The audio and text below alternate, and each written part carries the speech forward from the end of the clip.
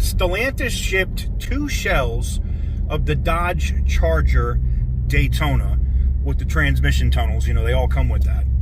And shipped them to the Mexico facility. Well, according to the sources in Mexico, they are fitting both of these cars out.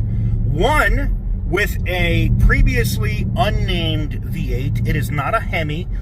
Butter the Insider has talked about this V8 engine in details for 18 months. I want to piggyback this video off a video TK just released about a new V8 engine coming from Dodge, a new Magnum V8 engine. And I just want to say that I told you guys so about this engine last year. I had another conversation with an executive who basically confirmed to me that yes, in fact, that they were working on a new V8 engine. And depending on who came into the office back around, around this time period right now, so whoever comes in office later on this year is going to basically make the determination of what exactly is the fate of this engine. I'm walking down this road of mine, this road that I call home, so am I wrong for thinking that we could be something for real?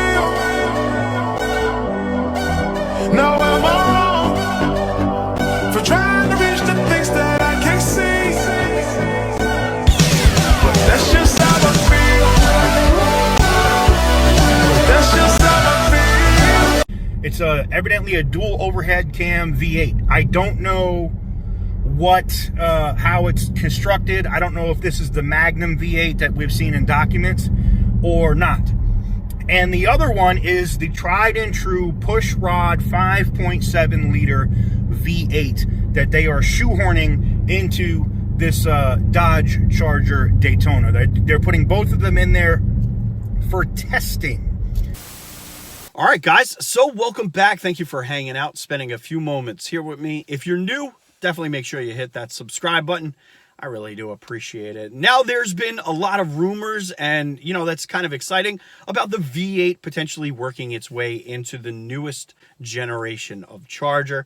For those of you guys that don't know, it's offered in a 4-door and a 2-door, and you are going to have the option between an EV and a inline turbo 6. You know, with the EV, you have the Scat Pack, the RT, and then if you option it all the way up, it could be an absolute monster Banshee. But really the craze or the buzz on the street is that the V8 is going to work its way into that Charger, which I think is phenomenal. And, you know, I don't have any insider info.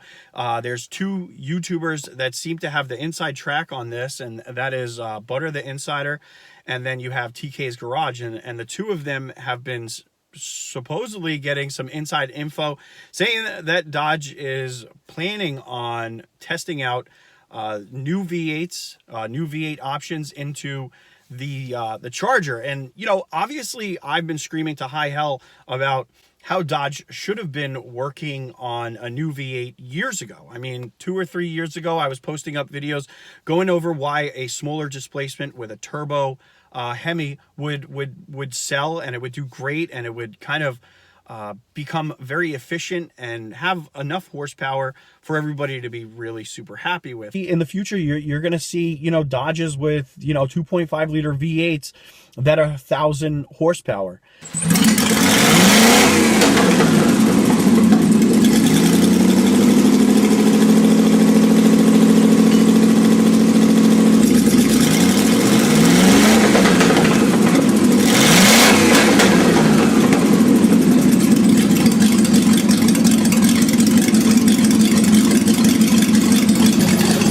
And it only seemed to make sense that they were working on something like this, being that all of their marketing material and their brand is focused around the V8 Hemi. I mean, let's face it, Dodge was really nothing until they brought back the Hemi in the early 2000s, and they really built out the brand. But with the recent change in political, and we don't have to get too far into politicalness here, but it seems as though a lot's going to be changing in the next 4 years, and it seems as though a lot of programs that the government is going to be running is going to be stripped of its power and defunded.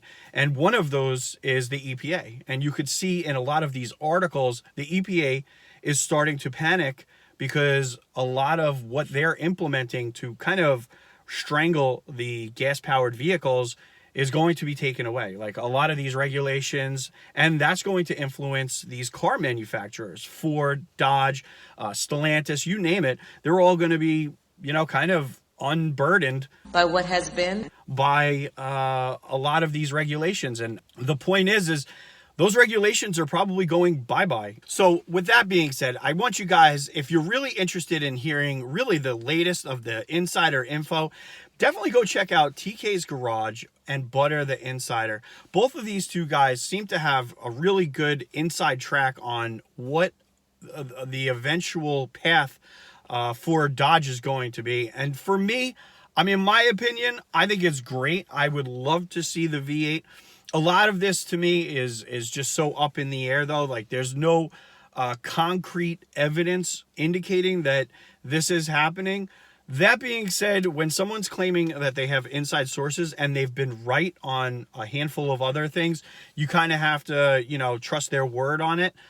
It could be a year, could be 2 years into development. I don't know. I think we're going to eventually see the V8 work its way into the Charger, and really that's because I think sales are just going to absolutely tank. Stellantis, as dumb as they are, I think that when it comes down to sales numbers and their cars are not moving, they're going to have to bend the knee, get back into the V8 game, and you're going to probably see Chevy and Ford coming out with more V8s that are even better.